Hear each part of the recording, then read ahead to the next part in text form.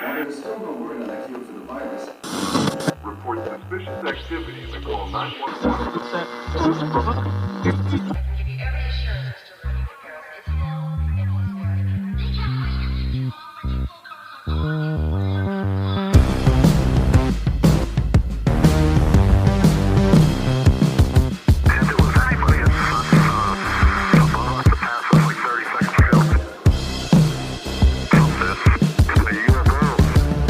It's Howdy, folks, and welcome back to another episode of your favorite podcast, That Would Be Rad. We're a podcast that majors in 80s and 90s nostalgia, comic culture, all things paranormal, and minors in retro video games, tabletop RPGs, pre-internet mysteries, and trying to raise our kids to be half as cool as we were back in the 80s. We're your hosts, Woody Brown and Tyler Benz. How you doing, partner?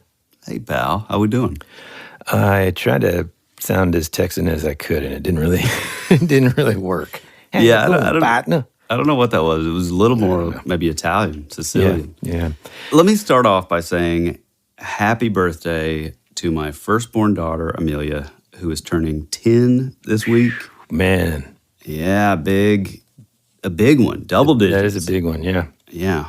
So happy birthday, Amelia. Happy birthday. It's going to be awesome. Last week, I brought the 4 episodes that just really kind of stood out to me this season. Mm-hmm. And like I said in that episode, it was really hard for me to pick. Mm-hmm. So I kind of had to knowingly pick ones that either I knew that you might not choose, and then selfishly choose some that I knew you probably would. So as promised, though, this week, Tyler's going to be bringing to us his top 4 for this past season.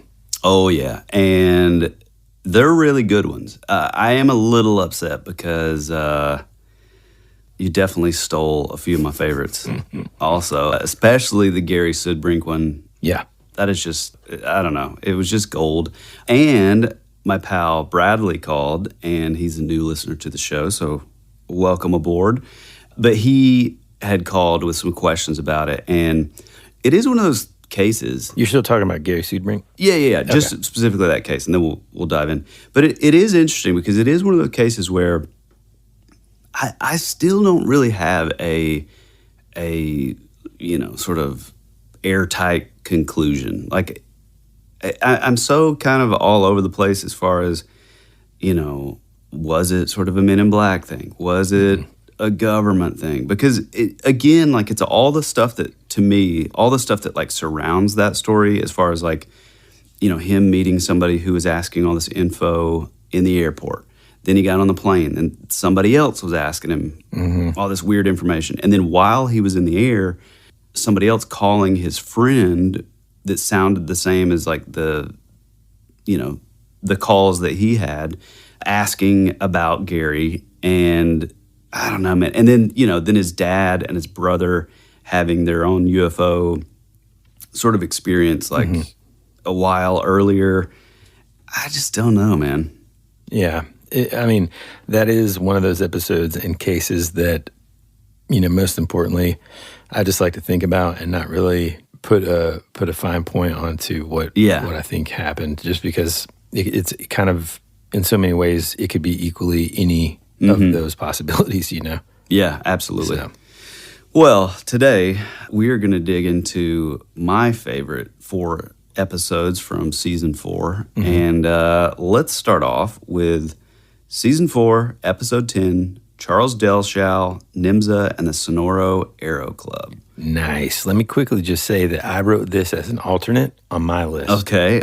Yeah. It is one of those stories that it's a story that I had heard a long time ago. And I think this was one of those stories that was kind of the impetus for us, wanting to start the podcast. Because it's one of those things that it's weird because it's a story to me that's so, I don't know, it's got all the makings of like a, pre-internet, Toynbee Tiles, Lake City Quiet Pills, Polybius, that kind of like vibe. But unfortunately, it kind of falls under the radar, and a lot of people don't know about it. So hopefully they were able to sort of, enjoy it like we did from our podcast episode. But roughly the idea is there was a man named, he's sort of an enigma of a man, Charles Delshao, a Prussian-born American who, after retiring as a butcher, created all these intricate drawings and writings about this fantastical group that was this sort of secret society that, were kind of known for having these airships and creating these airships.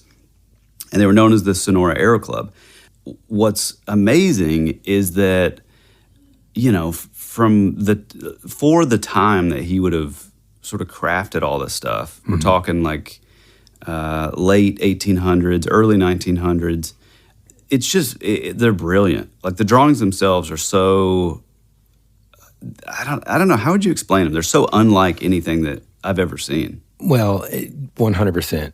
And it's really part of, the story. It's funny because this, like you said, this case is an example of the things that we really like the most, in part because on the surface, it's already kind of interesting with there being like this mysterious organization, some sort of, secret society of intellectuals and financially sort of backed elites that are coming together to like create a technology and then have this power and all this.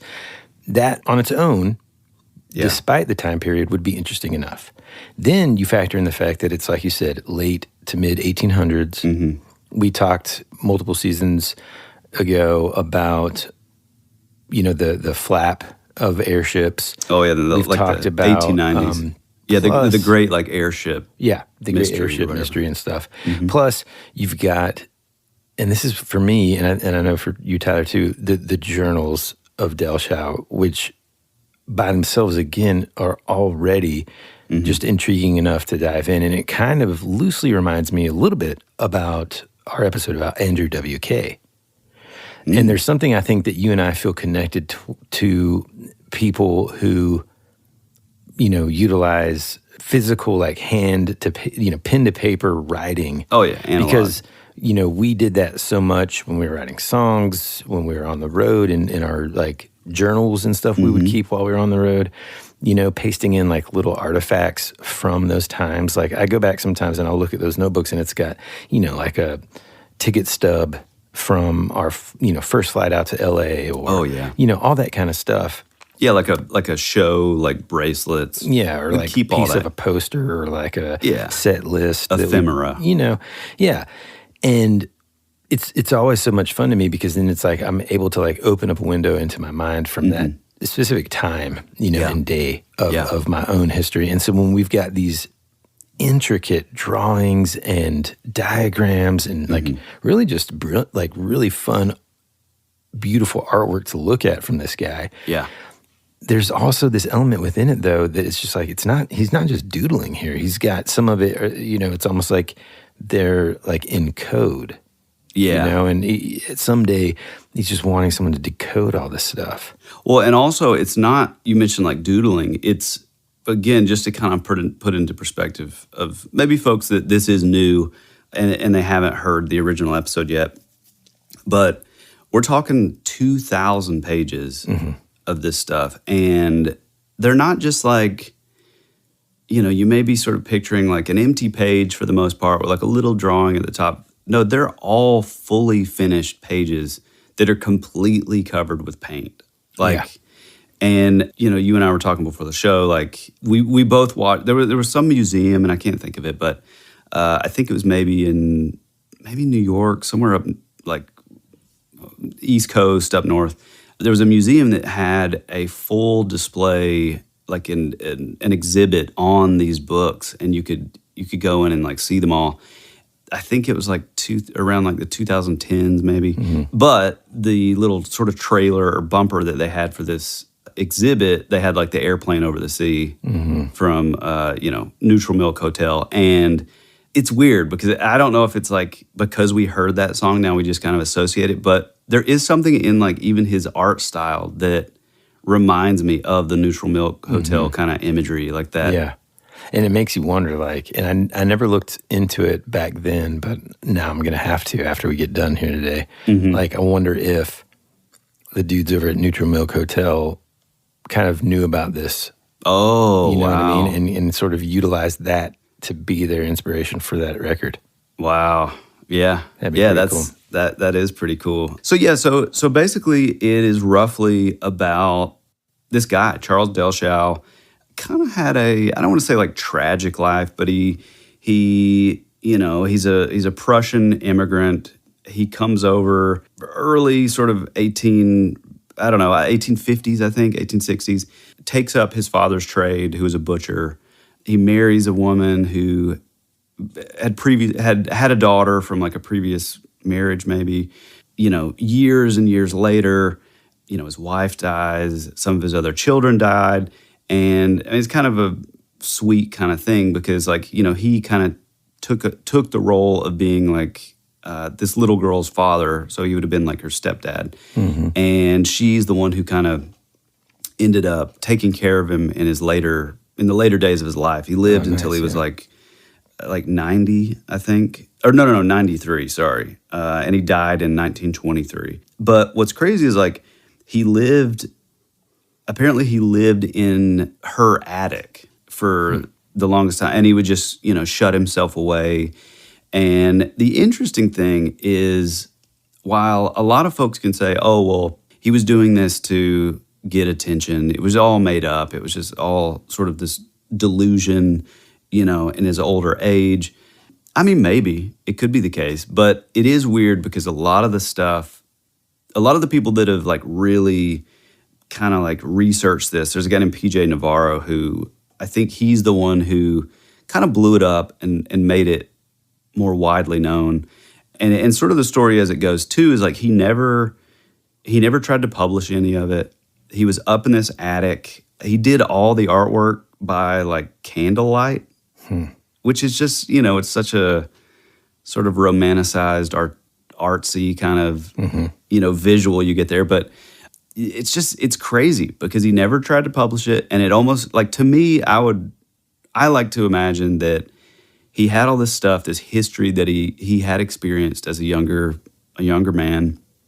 And he, you know, at the end of his life, he was like, oh, well, I got to get this stuff down. I got to like put it down and all that. He never tried to sell any of it, never really showed anyone the artwork. And what's crazy is after he died, the family that, you know, I guess his stepdaughter at the time, and then, you know, she had kids and all that, you know, and again, like he died in 1923. So from 1923 until like the 1960s, it just was boxed up in this attic. And there was a house fire. And again, I don't know that I'm not sure if we sort of got into this, but there was a house fire, and the fire inspector sort of advised the family to get rid of all these like papers and like books and, you know, sort of flammable material out of the attic because it was going to start a fire again, I guess. And so they all dumped the family, you know, again, this would have been his great grandchildren probably at this point. They all just kind of dumped it out on the curb, like on the street. Wow. Yeah. Here's a quick clip from that episode. Enjoy. As it's talking about him in this book, it's really only Delshao's own sort of testimony that places him in Sonora, California, which at the time was a mining town during the 1850s. And during that time, there's not a whole lot of details of what he was doing. They do know, however, that around the turn of the century, he took up residence in Houston, Texas, married this widow, and lived in basically like seclusion. He was kind of known and dismissed as like an eccentric and really didn't hang out much, spending most of his time kind of like studying and devoting hours. I mean, it kind of starts to sound like us a little bit. Devoted hours to this compilation of these scrapbooks filled with clippings, drawings, cryptic notations, and then eventually, and of course we're going to fill in the blanks a little bit here, died in 1924 at the age of 92. But again, it goes back to this chance discovery many years later that really, I mean, truly, it's the reason why we know it's the reason why we're talking about him today. Well, one of the things that I think is really interesting too is a lot of people say, well, we never quite have a link to him even being in Sonora, right? Right. And that was one of the things that I initially had a little bit of a problem with, as far as like, well, like, is all this just like like a super glorified art, project or whatever? But a guy that's sort of championed this is a guy named Walter Bosley. He's amazing. I ran across like an old podcast. It's been the Sonora Aero Club has been like something that's like fascinated me for years. And to be honest, like, we did cover, topics that were sort of adjacent to it on season 1. And we always meant to come back. But to be honest, I kind of like forgot about it. And I happened to just run across, a random podcast the other day with Walter Bosley. And he kind of mentioned it. And I was like, oh my God, man, I don't know that we ever did that. And that's part of the reason that Woody went back to listen to the old episodes, because it was like, man, I swear I think that we've covered this, but we didn't. Lucky for you. But anyway, part of the issue was, well, we don't really have him linked to Sonora. But what we do have is his immigration process papers, where we see that in 1856, he lived in Harnes County, Texas. But then we have a missing 4 years up to 1860, where then he would suddenly just show back up in Fort Bend County.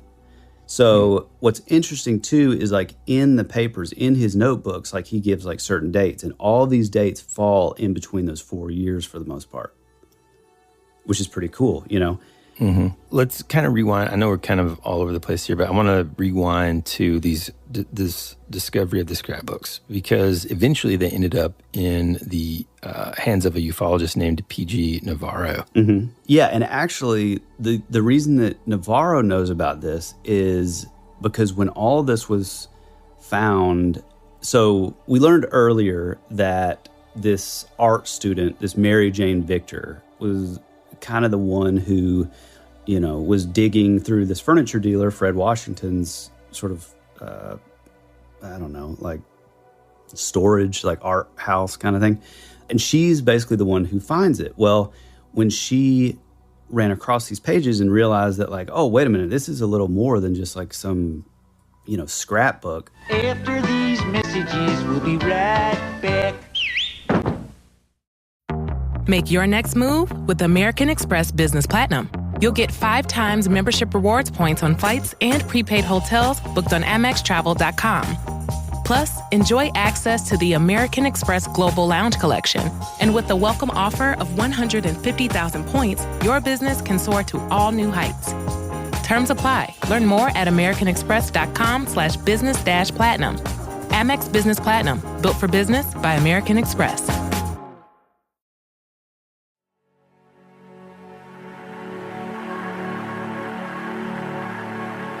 It's a pretty cool place if you're a Martian. Or a vampire. You think you really know what's happening around here, don't you? Is anyone out there? We're fighters for truth, justice, and the American way. Hey, this is Woody. And this is Tyler. And you're listening to That Would Be Rad. And now, back to our show.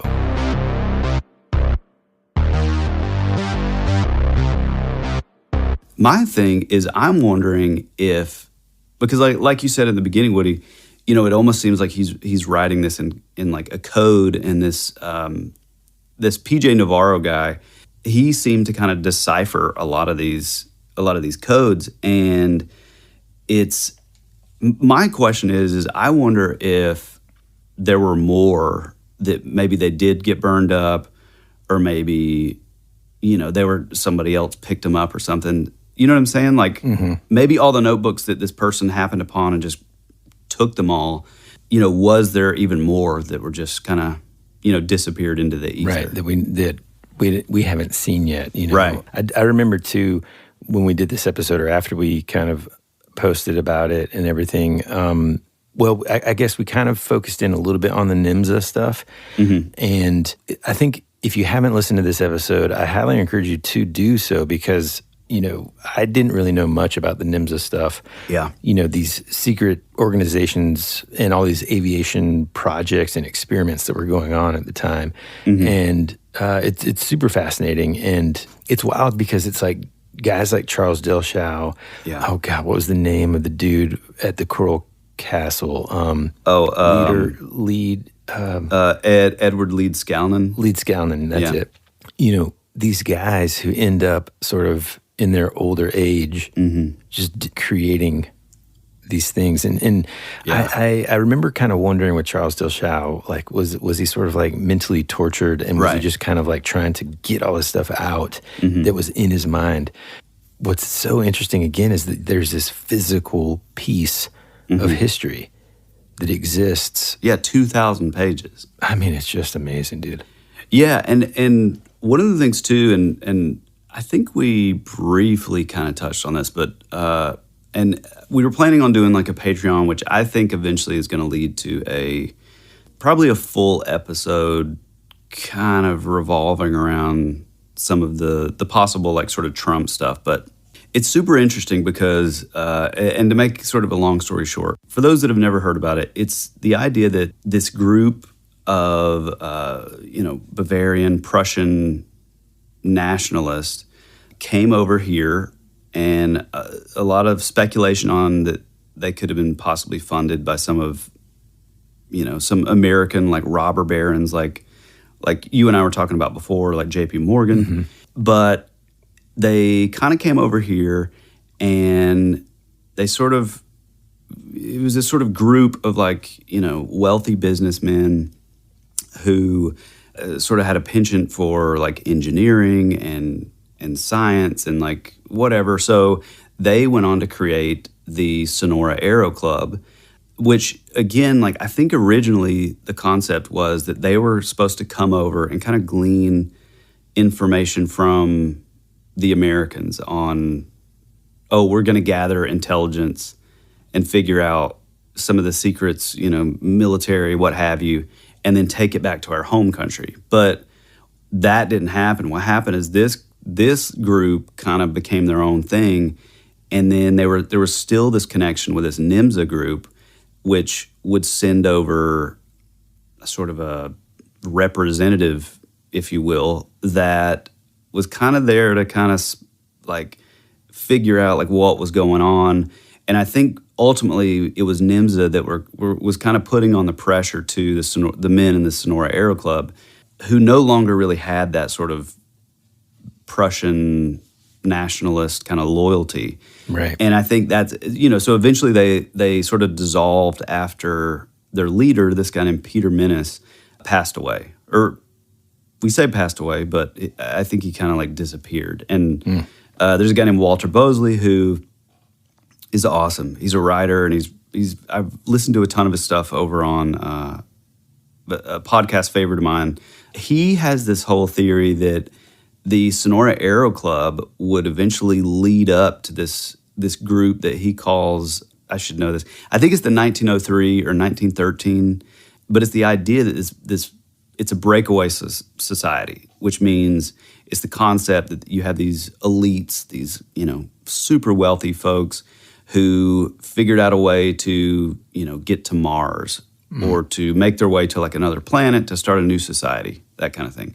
But what's interesting about this story is this possible connection to Trump, which is weird because we know that like Friedrich Trump, his grandfather would come over here in the late 1800s, and that he supposedly originally came and was doing, I think, like real estate and that kind of thing, or like land development or something up in Seattle. Well, then there's a period, I believe, that where you don't really know much about like what he was doing. And, Seattle, you just take a trip right on down to Sonora, California. And again, this is right around that same time. And what's weird is like you start seeing in Charles Delshao's documents, you start seeing this, which by the way, like it's called the Sonora Aero Club, but they would call these airplanes or these crafts that they were flying in, they would call them arrows, A-E-R-O. And there's one that talks about the Trump arrow or the Homer Trump arrow. And it's really interesting because if that was the case, this will eventually lead to some other stuff that we're going to get into probably for a full episode in this season that revolves around Ingersoll Lockwood, this book written possibly involving time travel, the other idea of Donald Trump's uncle who was the one who possibly retrieved Nikola Tesla's stuff. But anyway, going back to like the original Trump that could possibly be related to the Sonora Aero Club, if it was funded by, the likes of like JP Morgan and stuff like that, then it would make sense how it would take them to New York. That was sort of the center of business at the time. And I don't know.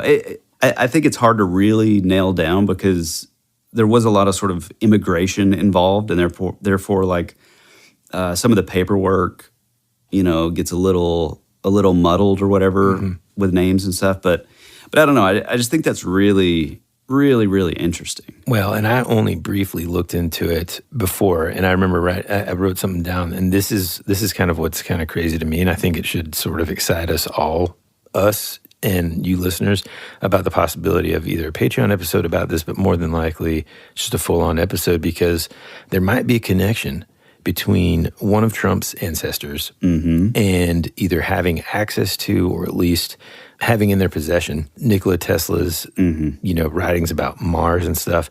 And then now, this is just wild to me, President Trump now, and like Elon Musk talking about just the other day, going to where? Mars. Yeah. It's just weird, dude. It starts to make me feel like, are we in a time loop here? Yeah. Yeah, it definitely feels that way. Once you start digging into this stuff, it's like... Well, don't get into it now. Yeah, I don't want to give too much away. I think I want to really explore it, because like some of the connections and stuff are just, it begins to become like jaw-dropping, just strange, if no other better way to put it. So I think if you haven't listened to the episode, then I highly recommend go and do it, because it's just a fascinating episode. I'm going to go back and listen to it. Now you've got me excited about it, and I'm going to go back and listen to that to get reacquainted with it. Yeah, dude. Good choice. Be sure to listen to the full episode. That Would Be Rad. Season 4, Episode 10, Charles Delshao, Nimza, and the Sonora Aero Club. So next up is Season 4, Episode 28, and that is Spooky Appalachia. Ooh, nice choice, dude. Yeah, this was one of those that, well, let me start off by saying that, yes, our summer episodes of Camp Rad Strangeness, while, yes, they were 100% tied into the Shadow Man, and it truly was a summer of the Shadow Man, we also sort of had another theme kind of pop up this season, and that was, probably because of my sort of re-obsession. I kind of do this every year, but my big obsession with Manly Wade Wellman. And of course, as you know, in my opinion, his best creation was Silver John, or John the Balladeer. And for those that don't know, it's this is fictional character who, in my opinion, would go on to inform so many different, stories, authors, characters. In fact, Gary Gygax's idea of what the bard would be in Dungeons and Dragons. He was this character who was sort of this very much like a precursor to like Hellboy. He would kind of roam the rural Appalachia, kind of just a lone traveler, and he had a silver string guitar over his shoulder, and he would kind of just drop in, kind of like Hellboy, really, like the books. He would kind of just drop in, and if a town or a village or whatever was having some troubles, then he would use his knowledge of like the occult and his silver string guitar to defeat evil, and then he would just kind of pack up and hit the trail again. But because of that, it really got us into this idea of like Appalachia and ghosts and goblins and haints and boogers and all that kind of stuff. which is where I grew up. I grew up in the foothills of the Appalachia, and it was awesome because it was well, let me say this. It was really funny because I picked up this book called Foxfire, which is one of the crowning achievements for sort of, Appalachia, I would say, as far as books or whatever. It's like these books that were written back in the 60s, and they were everything that you see in the books were taken from like the old timers back in the 60s on like how to make like a corn crib bed, how to do this, how to, all these kind of like old timey kind of Corn crib. I mean, yeah, corn crib. Yeah. But like all these the old ways of like doing things, and it's just such a like treasure trove of knowledge, in case anything ever happens and, we do lose all of these modern conveniences. I mean, they're kind of priceless, really. But one quick thing, the method that they gathered these stories I thought was really cool too. It was a bunch of college kids kind of almost like on assignment from this professor. He kind of was a smart one too. He kind of delegated it all. Yeah, and right. So he had these kids go out and interview either people that they were related to or just people within these different towns. And so you've got this like collection of stories from, like Tyler said, things to like how-to type stuff, instructional, I should say, to like these really weird, fascinating ghost stories and things that have been passed along orally from these families for generations. Yeah, and the reason Foxfire Book 2 or Volume 2, I guess, is it's one that I've looked for years, and I finally just ran across it in one of our favorite antique shops Woody and I frequent. But I was so excited to get my hands on it because, you can get them off Amazon and all that stuff, but like if you can find the original ones, there's just something really cool about it, and it's so, I don't want to say like primitive in a negative way, but it's like, it literally just says like Foxfire 2, and then you turn it over, and the back cover is the exact same as the front cover.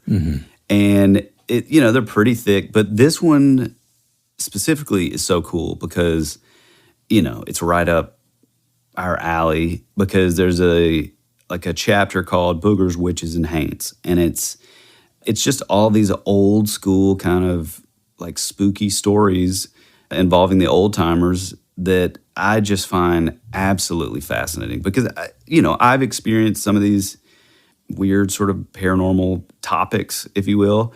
And it's really interesting because there's a lot of the stuff that you hear in there that is so like different, and there's like it's just a different kind of sort of high strangeness on some of them, like a Bigfoot on the side of the road that's wearing, like a flannel shirt that just gets in a guy's car.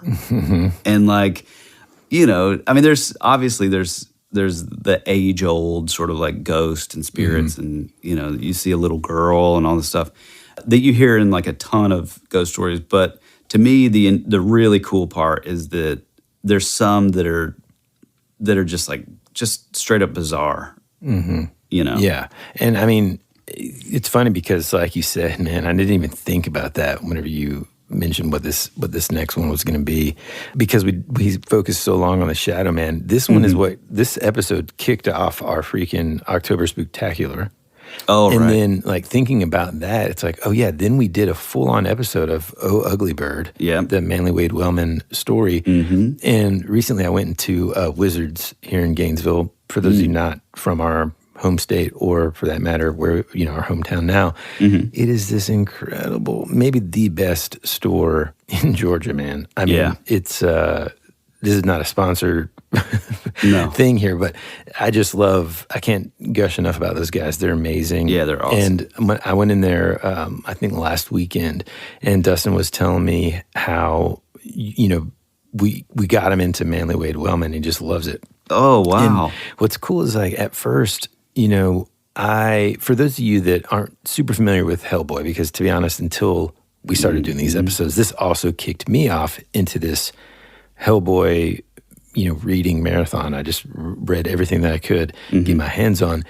I wasn't super familiar with him, but the Manly Wade Wellman and the Silver John specifically sort of trope is very similar to, say, like your Mandalorian or Lone Wolf and Cub in a way. There's no really cub involved. It's more like, or almost like, I think I said this in the episode too, like the old Hulk TV show from the 70s. Right. You know, where there's just this guy, and then Kung Fu, the David Carradine show, where there's this guy who's kind of, like you said, going from town to town, and he's just like solving problems, helping people, saving the day, fighting evil.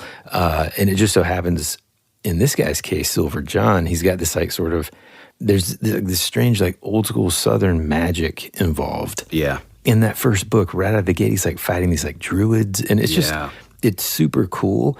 And and they were so ahead of their time too. So yeah, but a couple of things that I remember about this episode that were really freaky was, I think this is the one where we talked about this like lantern that was like floating in the woods or something, right, like leading people away. We talked about was it called Foxfire? Like the bio illuminated photophosphorescent algae and that kind of thing. I think we got into that probably. Yeah, which is called Foxfire, and I don't know. To me, that sounds like a. No, I mean, that's real stuff. No. I know that's real stuff. Yeah, whether or not it's floating around and, like, come on. To me, that's a very Project Blue Book explanation, because that's what you also heard that. It's like swamp gas, foxfire.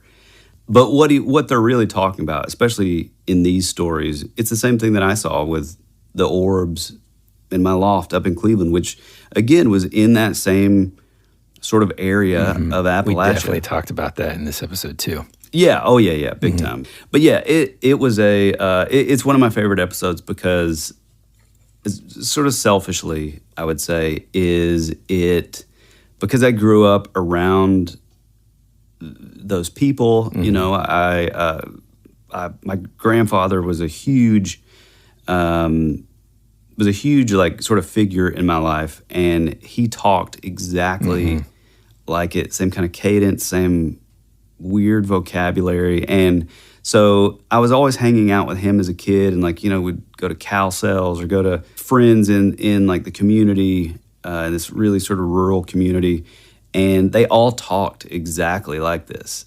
And so when I first got the book and first picked it up to start reading these stories, I think Woody had a really hard time. You're talking about reading Wade Wellman now? No, reading like the Foxfire stories. Oh yeah, remember? I think either in the episode, I don't remember now if we kept it in there, but I was just kind of like, just do it, dude, because I can't, Yeah, it's really bizarre language, but it was, I don't know, it was because it's not even spelled phonetically what they're saying. It just, like I couldn't do it, Yeah. I like to pride myself in being able to like read and narrate. And then you're really I started good doing it. I was like, I will, and I'm like, nope, you're doing it from now on. Yeah. So I don't know. Go back to listen to that episode, even if it's like pretty fresh in your mind, just to let me know if we kept that part in, because I don't remember if we kept me messing it up like crazy. Yeah, it was really funny. Mainly because I tend to keep Tyler's mistakes in and cut all of mine out. Oh, 100%. At least that's what Tyler likes to say. Oh, no, you definitely do. But it was weird because, like, I don't know. I think as we get older, if you move away from where you're from, I feel like you start losing a little bit of your accent. But for me, it was like, I don't know, it was just this bizarre thing where it's like I just dove right back in, and it was, Well, it's like that. There's that, that's the thing about nostalgia. We kind of talk about it, of course, when we introduce our podcast every week.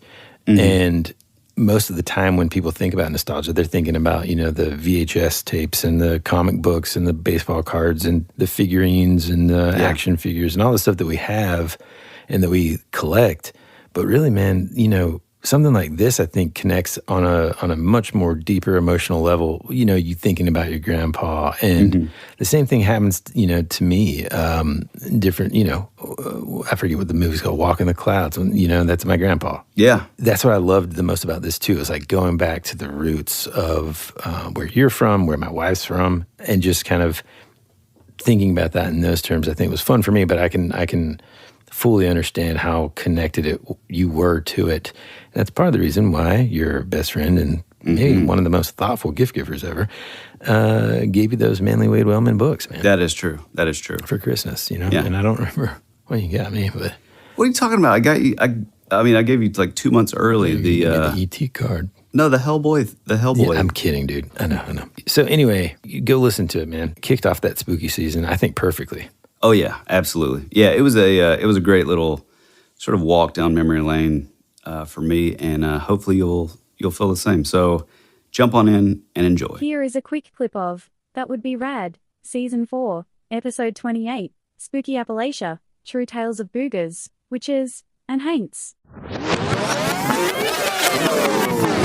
Okay. I'm going to kind of read sort of this intro, which immediately reminds me of just a couple weekends ago when my son and I went camping. This is exactly what we did. So folks, get ready, sit back. I don't know if you're going to be able to relax, but at least enjoy the spookiness.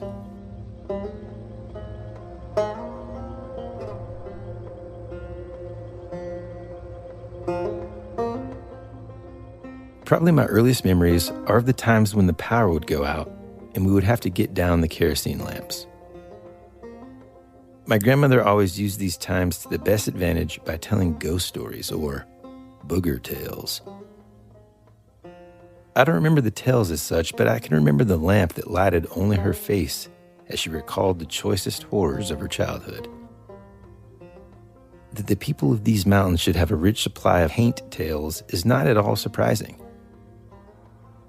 They had conquered the land, but only in a small area around their doors. No matter how friendly the woods seemed in daylight, there were noises and mysterious lights there at night that were hard to ignore if you were out there all alone.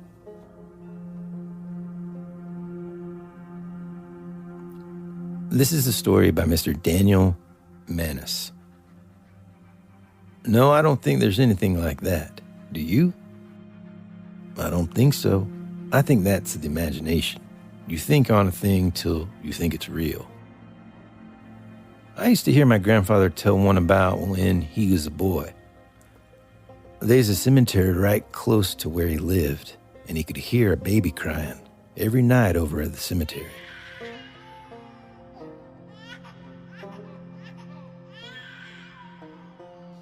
He was scared and didn't know what to think about it, and told one of the neighbors, said, I heard a baby cry over yonder at the cemetery every night. I didn't go about it. Said, I'm afraid to. Are you afraid to go over there? He said, no, I'm not afraid to go over there. Grandpa says, you come over to my house tonight. If that baby cries, if you'll go over there and see what it is, I'll give you $10. So he came over then that night, and waited till 7 o'clock. Said, all right, if you're not afraid to go, now's the time to go. That man just took off and went over there, and there's a big basket sitting on top of the tombstone. And there's a baby in it, little baby boy. He just went and picked up the basket, went on back and took it to him and said, it's a baby. He'd been hearing the baby for several nights, he claimed. He kept that baby and raised it. Jesus, he's about to be like, that baby was me. Jesus, this turned into not a scary story and just like a beautiful tale of adoption. Okay, let me get back in here real quick, just distracted. Okay, that baby was me. And then we started making cornbread. And now let me tell you how we make the cornbread. Okay, it's a baby. He'd been hearing the baby for several nights, he claimed. He kept that baby and raised it, and it went by the name of Billy Toombs, after the tombstone. That was actually the truth. I've heard my grandpa say that he'd seen the boy many a time, Billy Toombs. The Bible preaches that the dead don't know anything at all. After any person dies, why they don't know anything? They don't have any thoughts, don't know a thing in the world. Well, they couldn't come back here. They couldn't come back and cause trouble and bother living because they can't get back. They're dead. They don't know anything. If you don't believe the Bible, you just as well not believe nothing. If I didn't teach that, you might have something to base it on, you see?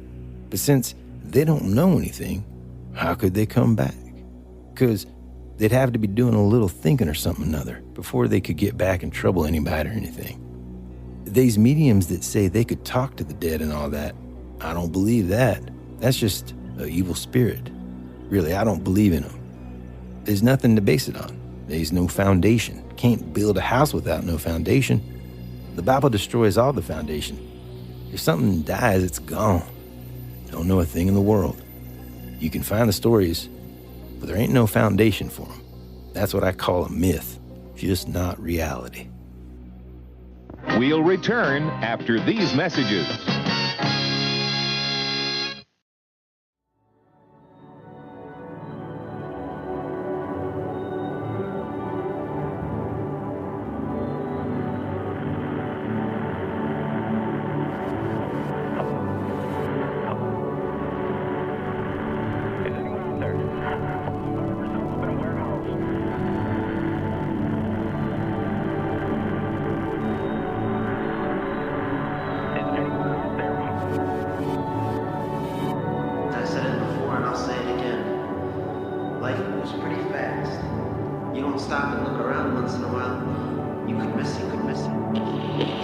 Hey, this is Woody. And this is Tyler. And you're listening to That Would Be Rad. And now, back to our show.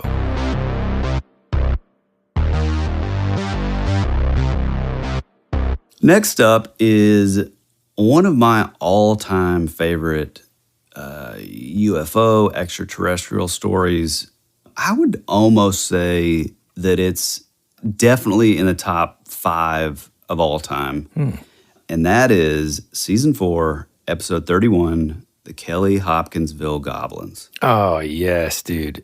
Oh, man, I'm so glad you picked this one because to me, it's almost like the yin to the yang of the one that we talked about last week, the Cisco Grove incident, you know? Yeah, they're kind of like the two. I know last week I talked about, you know what? I'm wrong. Actually, I'm going to apologize because last week I just thought about this and I made the comment last week that this is the only UFO case or extraterrestrial, what have you case that I can think of where they fought back. Yeah, that's true, man. And I was wrong. Yeah.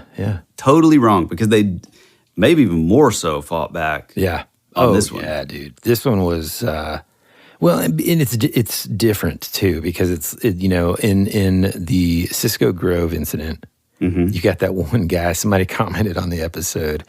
I think last week or maybe the original episode, we got a comment on Spotify, and they said, "Man, the only issue I have essentially is like, what kind of belt did this guy have where he had enough room and either he had lost a lot of weight." Or, the listener's suggestion was maybe he had one of those old school 80s leather braided belts. You know what I'm talking about? Oh, yeah. Which, by the way, I almost bought one of those things just a couple weeks ago. Dude, my buddy Robbie, and we used to make fun of him for it, but it's actually, it's kind of cool, actually. Yeah. He had one all through high school. Dude, I'm kind of going back in that direction. Is that old man of me? Well, his was like two sizes. Loafers. His was like 2 sizes too big, so he would like put it through, and then he would like wrap it like around. And then down? You know what I'm talking about? Yes. Yeah, almost like a tie. Yeah. And that thing's just, you've got this long belt thing going down your leg, and everybody's wondering, what the heck is this? Yeah, part doing? belt, part bolo tie. Yeah. Yeah. Amazing. But this case is, it's one of the most famous because it's where we get the phrase little green men, which was credited to an unknown journalist out there, reporter, who just kind of came up with it. And what's funny is like they weren't green at all, but it seemed to stick. So this case revolves around this family in this very rural community, or the communities of Kelly and Hopkinsville, which I guess technically are in Christian County, Kentucky, way back in August 1955. And it's just a crazy story. I mean, I almost don't want to. Yeah, don't, man. I think they need to go listen. The thing about this episode to me, and this case specifically, that also was fascinating, not necessarily the actual details of the creatures and the things that happened, but I remember it being like one of those times where you've got all these people that witnessed something that night. And then you've got like a bunch of sort of different reports and accounts sort of slamming together. And it's like, wait a second though, but the people, the family that went through it, there was a lot of like journalists sort of taking artistic license and just changing up a lot of details to make it more exciting. Like what's the one reporter guy? Brian, he's like, I got shot at, never was there. Anyway, it doesn't matter. Yeah. Dude, straight up making it up. Yeah. But I get it. You got to get the excitement in there. The storytelling aspect can maybe cloud your judgment. That's kind of what happens with this in a way. Like Tyler said, the little green men thing, that's where this comes from. They weren't even green. No. And like, also, they just look super cool. I love anytime these old school hand drawings, man, of they're amazing. Like, these events. The same goes for like Flatwoods, my all-time favorite. Yeah, but this one is a pretty close, man. I mean, in terms of the way it looks, I just love it. Yeah, it is really cool because it's like the Pokemon of aliens or something. Well, there is the Pokemon. Yeah, the character is called Sable Eye, and it's pretty darn close. Yeah, almost exactly. Yeah, but yeah, I don't want to ruin the momentum of this episode because it is I feel like you need to really hear like the sound design and like the pacing and stuff because it's one of those crazy cases that it's not just like somebody viewing something from afar. It's like this is one of the few cases like we said, the Cisco Grove incident where they're physically being like attacked by something. I don't know that I even want to say like attack though, because they didn't necessarily like do anything, but they were not afraid of them firing their guns, which to me goes completely against, and we talk about it on the episode, but it goes against all of their sort of explanations of, it was a hoax and they were just, owls. And, synchronicity abounds here because we just talked about Foxfire. Joe Nickel he's a sort of debunker. He talks about how, what they were seeing is, how they talk about how when they were shooting at these things, how when they would hit them, it would sound like they were shooting a metal bucket and they would see sparks.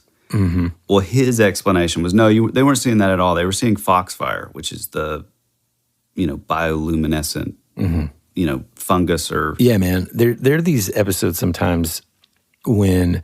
And this is kind of like a peek behind the curtain a little bit. When we're trying to decide like what we're going to do, Tyler will say, man, or like we've got this long list that we've just been adding to over the last 4 years. Mm-hmm. And this was at the top of like the first list that we ever created.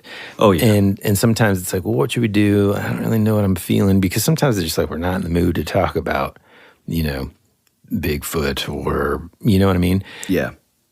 I remember like kind of being like, well, let me look at this. This is one of those things where I'm like immediately, because to be nice sometimes, or like, I don't know, Tyler will be sensitive to the fact of like how long it takes to do the sound design stuff. And so he'll be like, we'll just put some music in the background, duck it down low. And I'm like, yeah. And then we start like talking about the story. And then we start like doing the details. And I remember with this episode, but just in a lot of them, it's just kind of like, yeah, but I can't do that, dude. I want to like really create the atmosphere. And so I always love when we get these kind of stories that allow me to be able to dive in and do that, despite how long it takes, which it does. But and I kind of play like I don't know how long it takes, but at the same time, I selfishly want to hear that stuff. Mm-hmm. So I just sort of play it off like, it's no big deal. Just throw some music in there. Yeah. But, with these things too, and again, I'm not diving into the details, but you mentioned that debunker guy. Mm-hmm. One of the things that's interesting to me, I completely forgot to mention this, I think, whenever I guess last week or whatever, but there would have been no reason to. So recently, over the past, I guess, week or so, maybe a couple of weeks, we've had quite a bit of snow here in Georgia, more than usual. Yep. Well, one morning, this was happening at the first snow. And we, in my area, this is when we got the most of it. This last one didn't really hit us. But anyhow, I was walking, and it was early in the morning. It was before the snow came down. Really, the only reason I went outside was because I was like, dude, it's not snowing at all. What the heck, man? Yeah. So I go outside, and I'm walking. I'm walking here. Yeah, walking the neighborhood over here. And again, if I haven't described this before, I'm sure I have, but I don't have any street lamps in my neighborhood. So it's not a subdivision. It's an older lake neighborhood in my area. Haunted. And haunted, no. Yeah. And so there's no street lamps, it's just dark. So I've got like a headlamp on, actually. And I don't even think I was listening. Yeah, I think I was listening to like I don't even know what, man, music or something. And I'm on the other side of my neighborhood. And then it starts to like snow. And, you know, I think Tyler and I have talked about the possibility of there being there being a bear that was, you know, seen in my neighborhood. And I hear this like weird sound, and what I figured out was later that it was just my headphone like sort of brushing up against my beanie or whatever on my head. But anyways, in my ear, it sounded like a growl. And I'm not joking, dude. My mind played the craziest trick on me. I swear to you, it looked like something was just right in the middle of the road. Because at the same time, this is, again, now the snow is starting to fall faster, and a snowflake like kind of got in my eye, you know? And I was like, and that growl happened, and I swear, because of my contacts and stuff, it looked like something crossed over the street. Whoa. And I mean, I freaked out, took my headphone out, and was just like, you know, like pointing the headlamp everywhere. And I thought how easy it would be to be in a situation where you're terrified, your adrenaline's just amped up. Yeah. And sort of the details of what you're looking at could sort of be, I don't know, really related to kind of whatever's in your zeitgeist, I guess. What's interesting, though, is when this stuff happened, it's not like, you know, Gremlins hadn't come out yet, you know? Yeah. So these folks saw something. Yeah. And I really do, like I said, and like you said, people, just go back and listen to this episode because we'd love to hear your take, but we don't really want to dive into the nitty-gritty. Yeah, yeah. Well, and I think, too, the difference is this was over the course of, like, 4 to 5 hours. So, right. Like, and through the night, too, right? All through the night. And the only reason that we even know about it is because they, I think maybe the sun was starting to come up, maybe, and they just, like, they bolted it to their car and sped out of there to the police station because they thought it was like an actual invasion. Like, and you can imagine, like, okay, you're dealing with like 4 to 5 hours of this all through the middle of the night, and you know you're like, well, this is it. Like, we're being invaded by aliens or whatever, you know, creatures, monsters, ghosts, whatever. You don't even know. Yeah, it's a fascinating story, and you know, we get into like, we talk more about some of the other stuff surrounding it, like.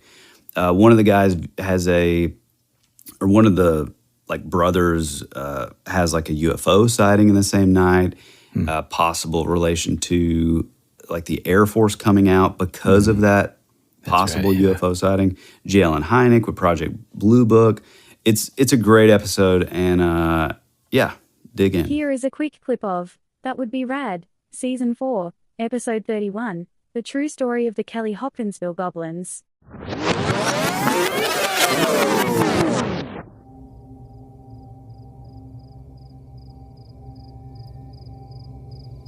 Okay, folks, picture this. It's a warm, humid summer night in 1955. The kind of Kentucky night where the air feels thick. And the only sounds are the rustling of trees and the occasional chirp of crickets. The Sutton farmhouse sits tucked away in the rural town of Kelly, Kentucky, surrounded by fields and isolated from the outside world. Inside, it's your typical family scene for that time. A family gathered together, probably winding down from the day's work. But as the sun sets, this peaceful, quiet night is about to take a sharp turn into something terrifying. Something that would leave the Sutton family and the town of Hopkinsville utterly shaken for decades to come. It all begins with a strange light in the sky. It's just past dusk when Billy Ray Taylor, a friend of the family, steps outside to fetch some water from the well. He glances up and spots a glowing object streaking across the sky. At first, it looks like a shooting star, but this thing moves differently. It's fast, it's erratic, and before he can even blink, it's descending towards the ground.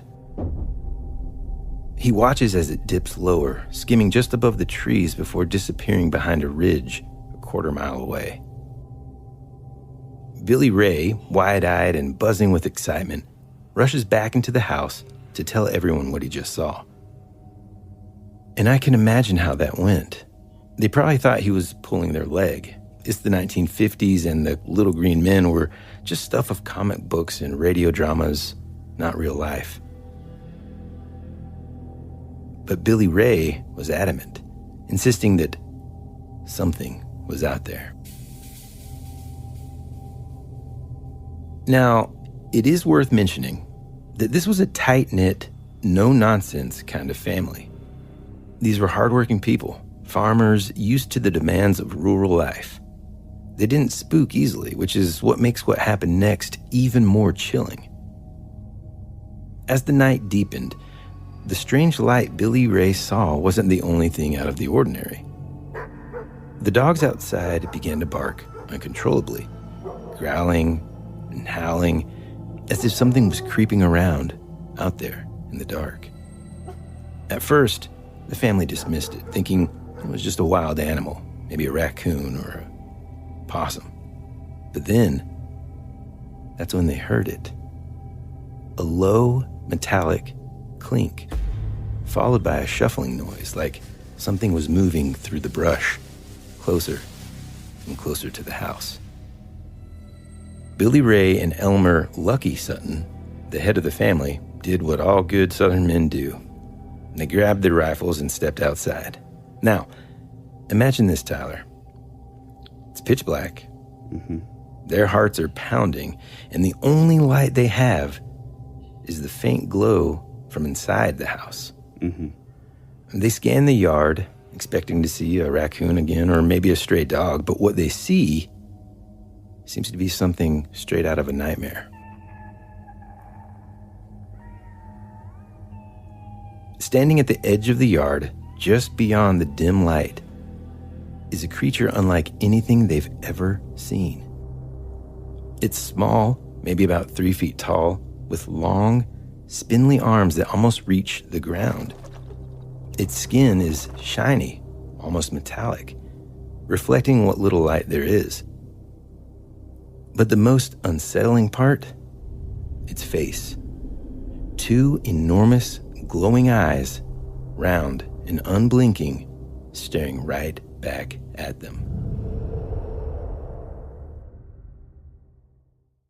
We'll return after these messages. America's future can be determined by our dreams and our visions. It was very intense, bright light. For over 200 years, there have been reports of giant man-like creatures. From another dimension, another world, I don't know. The most intriguing mystery on the North American continent. This is Joshua Cutchin, and you're at my home for weirdness. That would be rad.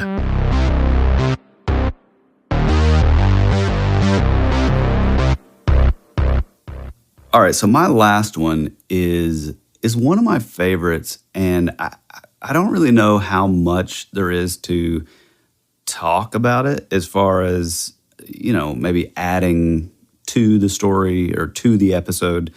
But it's just one of those, kind of under the radar, really bizarre stories that is just the perfect level of high strangeness, and that is Season 4, Episode 32, The Vanishing Houses of Rougham. Oh, yes, dude. Yeah, this is one of those stories that the moment that I heard it, I was like, we have got to talk about this because it's so bizarre and it's so unlike anything else that I can think of, really. Well, I mean, you know why I loved it. Well, first, let me say this. The thing that stood out, of course, the second that Tyler mentioned this to me, and while we were both like, yeah, we have to do this, is, we talk in this episode, I'm sure, but just in general, about objects disappearing. Mm-hmm. You know, hey, this happens to all of us. Anybody listening to this, at some point, you've put something down, you know where you put it down, mm-hmm. and then it's vanished. Now, in my case, probably Tyler's, and, you know, certainly my dad's, it's, you know, my mom or my wife now mm-hmm. decided to put it where it belonged. I just happened to put it where I wanted it, you know? Oh, yeah. And so that's how that happens. But there have been cases where people talk about, you know, the possibility of like little, I don't know, goblins, gremlins, elves, whatever, kind of like stealing stuff from you. Mm-hmm. We talked, I don't know about if it was in this episode, but, you know, the key in Tyler's house. So these objects appearing elsewhere. Yeah, dude, that's the crazy. It all happened around this episode, which is, it's called an apport. And I've heard about these things happening forever. If you haven't listened to the episode, my daughter and I are sitting there. My wife, my other daughter are at soccer practice. Out of the middle of the living room, up in the middle of the air, we have like a 2-story big ceiling in the living room. A random little key falls to the ground. Just out of thin air. Out of thin air completely. Yeah. Yeah. And so like that, as fantastic as it is, mm-hmm. and crazy, the thing that just like slapped me in the face was now we're talking about entire houses appearing and disappearing. Yeah. Yeah, this story is so fascinating.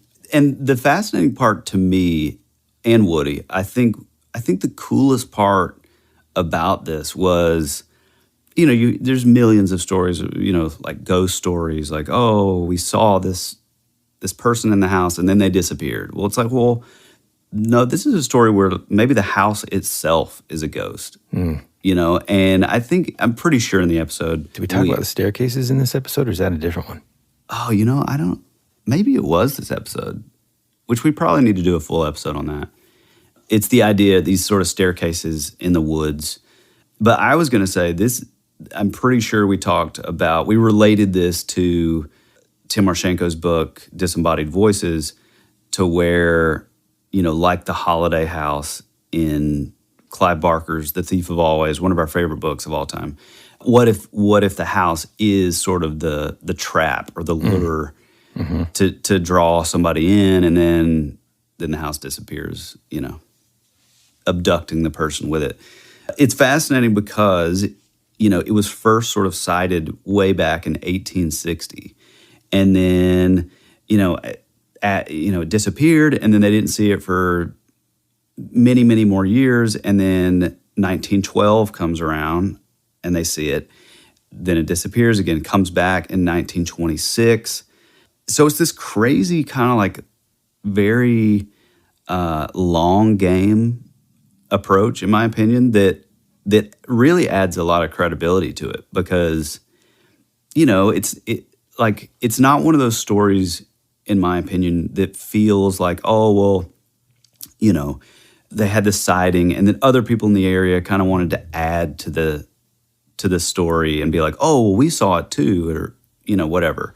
It's like you don't really see that. You just see these sort of obscure sightings that are like 50 years apart or more, you know, and then it disappears again. And then, you know, I think that's one of the most fascinating parts of the story. Oh, for sure. And I remember someone made a comment maybe on our Instagram at that time where they talked about its similarities to like the Gettysburg time slip stuff. Right.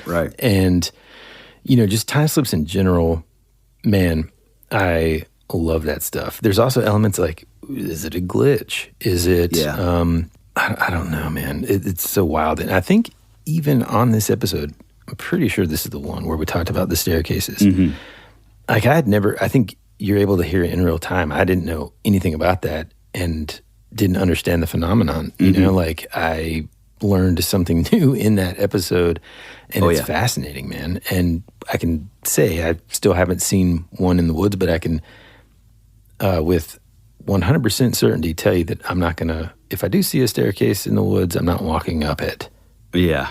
Well, it's one of those things where I think it became sort of an internet, you know. And people are kind of doing it now. Well, no. I don't think that. I think it was one of those things which makes the internet great, and it's one of the positive things about the internet. Where I believe that you know, probably I want to say like one of the first people that started talking about it was actually a person back in like the early, 2008, 2010-ish, and he worked for one of the national parks, and I think he was like a fire and rescue guy in one of the national parks, and he had kind of put out there like, hey, like, has anybody else noticed this? And again, this is a guy that works for the national parks, and so he's one of the guys that would go out if somebody went missing. He would be one of the first ones to call, to go, miles and miles into the backwoods of these national parks. And he said one of the most common things that we see once we go into these backwoods, again, it's national parks. It's not a residential area where there's a house. He was like, is these sightings of these random staircases just out in the middle of the woods, and they just kind of lead into nowhere. It's like out of nowhere, a staircase was just sort of plopped down, and then that's it. There's no house, and they're not always, some are wood, some are like concrete. I mean, just regular staircases, nothing like crazy elaborate or anything, but it's like a common thing. And it's weird because when I read it, probably much like a lot of other people that sort of discovered it around that time were like, oh, it's weird. I remember seeing the, sort of random staircases in the woods, which I totally do. I can't think of like a specific one, but I swear, like as a kid, I would go out and we would just hike like miles and miles, like especially in the summers and stuff. Like we wouldn't come back until like the sun was going down. And I swear we used to see, I've at least seen like 2 to 3 random staircases. Man, that's just, that's wild. I'm not saying that like it's anything sort of necessarily paranormal, but it did like trigger that like, oh yeah, I've seen that also. So yeah, it's interesting, especially, kind of like what I was saying, if it's related to like being like some sort of like a trap, right, like a Tim Marchenko kind of thing. Super cool. Another cool thing about this episode is that we kind of go into our thoughts about, the potential how like certain objects and stuff can store energy, and them being like sort of like imprints of past events. And I think that's where the Gettysburg similarity kind of comes in. So anyway, you got to go listen to this episode too. It's really cool because in a way it's just sort of like there's not a whole lot. Well, certainly this season that we talked about, there's not a whole lot that is similar. So it kind of stands out on its own in that way. But then also just in general, man, I mean, we talk about ghosts all the time, but phantom houses, dude, I mean, that's just, that's wild, man. And what a cool one. I'm glad you picked that. Oh, yeah. It's one of my favorites. I mean, like you said, because it's such a unique sort of high strangeness kind of thing. And we do talk about this on the episode, but if you're not going to go back and listen, this will give you a little bit of insight onto where our minds were on this episode. I do kind of have the idea that it's maybe it's in like a window area or something like that, like some sort of like dimensional kind of thing to where, and what's weird is like my mind wants to go to like the stone tape theory that we've talked about a lot. For you new listeners that have maybe never heard of it, it's the idea that like, oh, well, like you mentioned Gettysburg, where it's like people will see these like soldiers marching on the field, or they'll say, oh, well, at this particular location, on this particular day, at this particular time, you can see, a ghost of a soldier doing this thing. And it's kind of the idea that they're no longer like sentient beings. It's a type of like haunting or ghost to where it's almost just like a replaying of an event. And so, whether it be like emotional, high level of emotion or whatever, it's sort of burned into our reality like a photograph. And so you'll see this sort of replaying of this particular event or a person or whatever. And my mind does want to go there a little bit with a house, but then at the same time, like I don't know how that works. You know what I mean? Mm-hmm. It's like, how does a whole house, that's why I think, like you said, man, I also lean more towards it being like almost like an intersection of dimension. Yeah. What's cool too is, and I'm not sure we mentioned this on the episode, but I think the last sighting was actually in 2007 where it was seen. Yeah. And I happened to find a Reddit post to where a guy was like, oh yeah, here's a cutout of the newspaper from 1912 about the sighting back then. Oh, it was from like his grandfather or That's maybe super great-grandfather. Cool. Yeah, really cool stuff. Again, just completely unexplained, but those are the ones we like. Before we close out and then talk about some exciting news, let's hear a quick clip from this episode. Enjoy it. Here is a quick clip of That Would Be Rad, Season 4, Episode 32, Vanishing Houses, Time Slips, and the Ruffin Mirage. We're talking about almost 100 years of this thing being sighted. Now, here's what's crazy. Suffolk seems to have had a good number of these sightings of mysterious phantom houses roaming about all over the place, especially in this area that's called the Ruffin. Mm-hmm. And so this has earned these, sort of phantom houses, the nickname, the Mirage of Ruffin. Right. So this does continue on throughout history. So we're in the 70s now. The house was experienced again. There was a girl named Sandra Hardwick who was 14. She was cycling home after meeting a friend in the summer. It was just about dark, and she was almost to her home when she saw two bungalows in front of her. But then just to the right of them, she saw a very large red-bricked Georgian-style house that was all lit up, though the summer midday sun was out, which I find that really interesting. Yeah, especially since we haven't heard of it being like... Yeah, lit. And, lit, yeah. People like inside, potentially. Yeah, like in use kind of thing. Although, man, even just hearing that, does it not remind you of like the Holiday House in The Thief of Always? Dude, have I already told you about The Thief of Always? What are you talking about? Woodrow's reading it, dude. Oh, is it like a manga kind of thing? No. The other day, he's like, man, I'm looking for a book. And I thought, oh my gosh, I've got one that I think you're going to love. Oh, it couldn't. That's the best book of all time. Yeah. So good. But yeah, so it's like, it's in the middle of summer. The sun is like, it's about to be dark. All the lights are on. And she, of course, like all the others, said the atmosphere felt very cold and there was a fog around it. But she notes, which I think this may be unique to her account, is she said that everything was like completely silent. So again, this is in the summer, the sun's going down. You would think if you're out in the middle of, rural countryside, you would hear frogs and wildlife, but nothing, completely silent. We're making our way to the 80s. A daughter of the rector who lived in Ruffin Green Rectory ran into the local pub to tell her patrons that she had seen a huge Georgian house, and it had scared her so much that she was in tears. Another interesting note to add is that the teacher, Miss Ruth Wynn, who saw the disappearing house in the 20s, had also been living in the rectory at the time when she had her experience. So that's interesting. Man. It's like, what, is there like some kind of connection there, Mm-hmm. And then I think you have more possibly modern the most ones. recent. Yeah. So this phenomenon has also been reported well into our own modern times, even including as recently as 2007, when Jean Batram and her husband were driving through Suffolk along Kings Hall Street in Ruffin near Berry Street, Edmonds. A lot of directions there just for our, English listeners, just in case you want to try to spy this thing. When they see this, again, stately Georgian house, complete with a picturesque blooming garden, on their way back, they wanted to see this stunningly beautiful house again, but it proved to be gone. Nothing but a field where it had stood before. She would later learn of the area's history of sightings and of ghostly houses, and Batram would say of her experience, she said, I know I saw this house.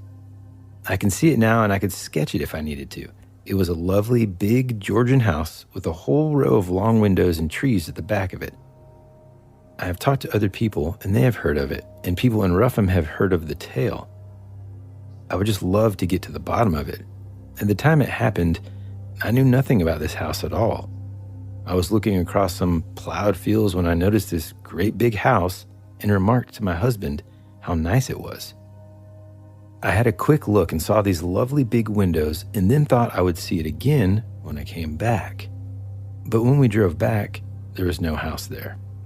The spectral house of Suffolk has been covered in numerous publications on the paranormal, including books Spectral Suffolk by Chris Jensen Romer, Eric Quigley, and Nicola Talbot. Long list, just have one person. As well as The Ghost of Suffolk by Betty Puttick. So this concludes my favorite and Woody's favorite episodes of this past season. Season 4 has been a blast. I feel like we really tried to bring out the stories that may go under the radar, and that's just like one of our main goals just for the show in general. Those sort of pre-internet, not your A-team or varsity level cryptid stories or paranormal stories. We love the ones that are just bizarre, high strangeness that a lot of people don't know about. We're super psyched about season 5.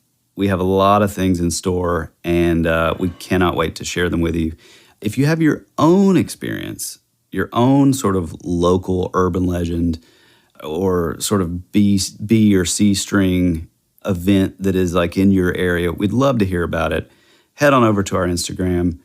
Drop a comment, shoot us a DM. If it's more long form, shoot it over to thatwouldberadpod@gmail.com. Even better, if you're brave enough to leave it in your own voice, you can leave a voice memo over at thatwouldberadpodcast.com. Leave your story, and it'll possibly make it in a future episode, and you will be part of, That Would Be Rad history. We have really enjoyed this past season, like I said, and we have no plans of stopping anytime soon, and we're so thankful that you can join us on our journey. You got anything else, Woody? Well, I was just going to say, and I don't know if you want me to announce it right now, but I believe we're ready to kick the new season off, right? Yeah, next week is the season premiere of season 5. Man alive, I can't believe it. I know. It's exciting. It is exciting. It's very exciting.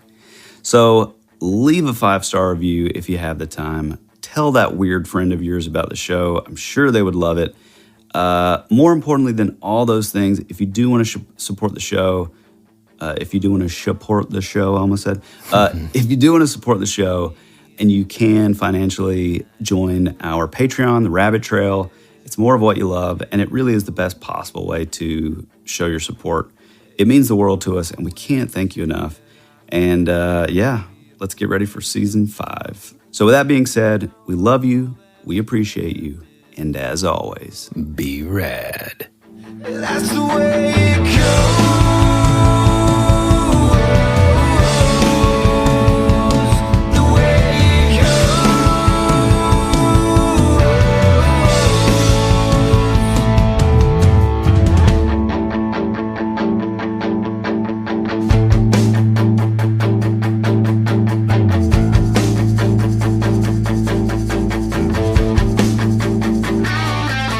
You're my favorite song on